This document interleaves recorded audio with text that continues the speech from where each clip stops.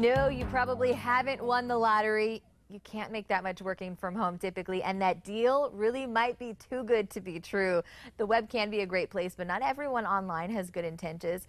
We're going to talk about some simple ways to avoid scammers and stay safe on the web, whether that be on the internet or on your cell phone. We're going to talk to Beth Shell. She is here this morning from Lee County Sheriff's Office in today's Sheriff Spotlight. Good morning, Beth. Good morning. Great to see you. Thank you for having me. Talking about avoiding scammers, in this case specifically, we're talking a text support scam, but scammers are everywhere in all kinds of different situations, and it's unfortunate because a lot of people, you know, it's hard to tell what's legitimate sometimes in the face of it. It is, and sometimes, you know, I'm familiar with it, of course, because that's what I do every day. But I tell this when I go out and talk to people that if I didn't do this for a living, I don't know how many times I would be scammed because some of the things that I see are so real. I wanted to talk briefly today about one of the women who gave, or I actually ended up losing about $37,000 in a technical support scam. $37,000. And I actually myself got one of those calls Saturday morning. You should be like a scammer's worst nightmare with what you do. Well, yeah, he didn't like what I had to say to him, but he called me at 9 o'clock, you know, Saturday morning. I saw that it was from New Jersey, and he started to give me the spiel that he was from Microsoft and that I had a virus in my computer.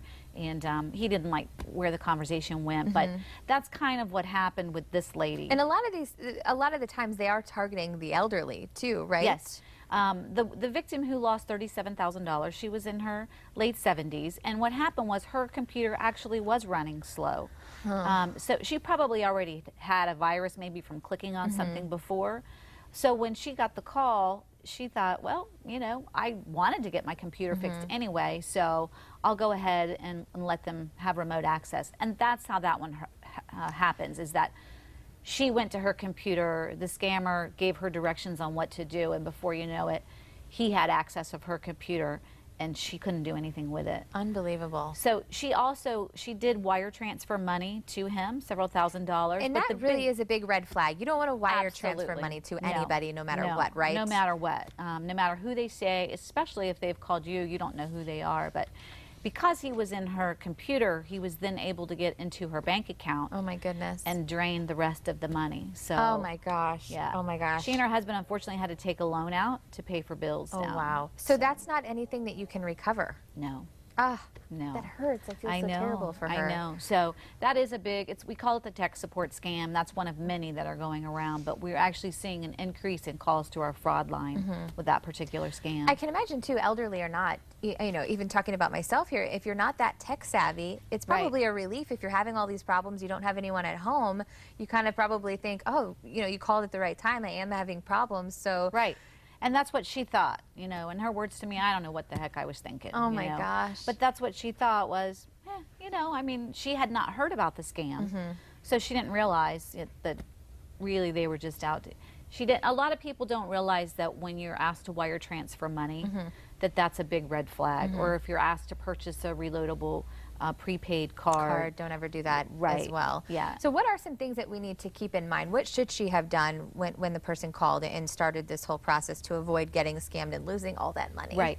Well, just know that if anyone calls you, you know, first of all, identifying themselves as being with technical support and they want to get into your computer, hang up immediately, because Microsoft and any of these other technical support systems are not going, how are they going to even know? You know, number one.